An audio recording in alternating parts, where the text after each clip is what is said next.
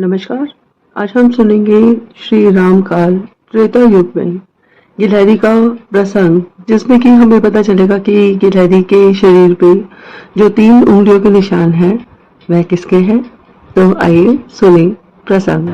कहा जाता है कि जिस वक्त सीता जी को रावण लंका ले गया था, और कहते हैं कि जो लंका का महल था जो आज भी है वो समुद्र के बीचों बीच बना हुआ था, और उसमें जाना बहुत कठिन था क्योंकि समुद्र चारों ओर था। तो रावण तो सीता जी को पुष्पक विमान से ले गया था, पर वहां पे समुद्र में जाने के लिए श्री रामचंद्र जी ने समुद्र देवता की पूजा की। और ऐसा कहते हैं कि श्री रामचंद्र जी ने 3 दिन तक लगातार समुद्र देवता को मनाया, जय की कि कृपया करके आप हमें कोई रास्ता दिखाएं कि हम लंका में कैसे जाएं। पर 3 दिन तक लगातार पूजा करने के बाद भी कोई उपाय नहीं समझ में आ रहा था, और समुद्र देवता प्रकट भी नहीं हो रहे थे। तो ऐसा कहा गया रामायण में कि बिनु न मानत जल्दी, जड़ गए 3 ही दिन बीती, बोले राम सको तब, भय बिनु होए न प्रीति। इधर 3 दिन बीत गए, किंतु जड़ समुद्र विनय ही नहीं मान रहा था। तब श्री राम जी क्रोध सहित बोले, बिना भय के प्रीति नहीं होती। Although 3 days had elapsed, the crass ocean would not answer the Lord's prayers. Sri Ram thereupon indignantly sat, there can be no friendship without inspiring fear. और तब श्री रामचंद्र जी ने लक्ष्मण से कहा कि हे लक्ष्मण, धनुष बाण लेकर आओ, मैं आज इस समुद्र का पूरा पानी ही सोख लूंगा। लक्ष्मण बाण सरासन आनु, सोशो बारिधि बिसिक किसानु, सट सट भिने कुटिल सन प्रीति, सहज कृपन सन सुंदर नीति। हे लक्ष्मण, धनुष बाण लाओ, मैं अग्नि बाण से समुद्र को सोख डालूं। मूर्ख से विनय, कुटिल के साथ प्रीति, स्वाभाविक ही कंजूस से सुंदर नीति होती है। Lakshman, bring me my bow and arrows. I will drive the ocean with a missile presided over by the god of fire. Supplication before an idiot, friendship with a rogue, inculcating liberality on a born miser. और तब समुद्र देवता समुद्र से प्रकट हो गए, और उन्होंने हाथ जोड़कर भगवान श्री राम से पूछा कि हे श्री राम, आप मुझसे क्या चाहते हैं।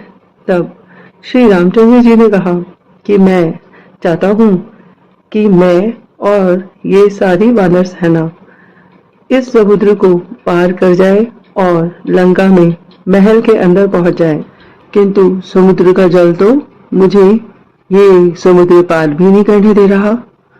इस पर समुद्र देवता ने कहा कि हे प्रभु श्री राम, आप तो स्वयं भगवान हैं, किंतु फिर भी मैं आपको इसका उपाय बताता हूँ कि नाथ नील नल कपि दो भाई, लरिकाई ऋषि आशीष पाए, तिनके परस किए गिरि भारे, तनय जलधि परताप तुम्हारे। तो समुद्र देवता ने कहा कि हे नाथ, नील और नल 2 वानर भाई हैं। उन्होंने लड़कपन में ऋषि से आशीर्वाद पाया था। उनके स्पर्श करने से ही भारी से भारी पहाड़ भी श्री रामचंद्र महाराज आपके प्रताप से समुद्र पर तैर जाएंगे।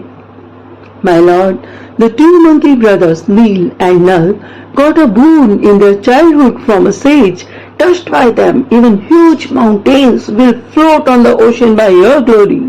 और कहते हैं कि समुद्र देवता की ये बात सुनते ही कि पत्थरों पे राम लिखने से वह पत्थर तैर जाएगा, 2 वानर सेना ने बड़े बड़े पत्थर वहां लाने शुरू किए, और कुछ वानरों ने अपने नाखूनों से खुरच खुरच कर उन पर राम लिखना शुरू किया। और तब जब नील ने एक एक पत्थर समुद्र में डाला तो सचमुच वह पत्थर तैरने लगा। कहते हैं कि उस पत्थर को तैरता देखकर श्री राम जी ने भी एक पत्थर उठाया जिसके ऊपर राम लिखा हुआ था, और जैसे ही उन्होंने उस पत्थर को समुद्र में छोड़ा, पर ये क्या, वो पत्थर तो डूब गया। और तब श्री रामचंद्र जी ने समुद्र देवता से पूछा, हे समुद्र देवता, यदि नल और नील के छोड़े हुए पत्थर तैर रहे तो मेरा छोड़ा हुआ पत्थर क्यों डूब गया। तब समुद्र देवता ने कहा कि हे प्रभु, नल और नील को तो आशीर्वाद मिला हुआ है, क्योंकि वो आपकी पूजा करते हैं, तो आपके प्रताप से उनके छोड़े हुए पत्थर तो पानी में तैरेंगे, पर आप खुद सोचिए प्रभु कि जिनको राम ही डुबा दे वह पत्थर कैसे ऊपर आएगा। और ऐसा कहकर समुद्री देवता तो समुद्र में चले गए और श्री रामचंद्र जी वहीं पर एक वट वृक्ष के नीचे बैठ गए।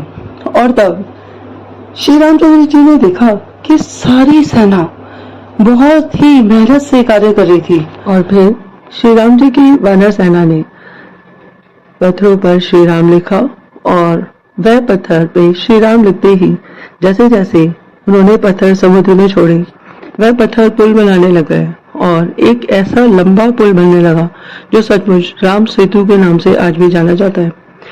और तब वहां पर एक गिलहरी थी जो कि जिस वट वृक्ष के नीचे श्री राम बैठे हुए थे तो वह गिलहरी भी रेत लेकर जाती और कहते हैं कि समुद्र तक जाकर उन पत्थर के पास जाने लगती।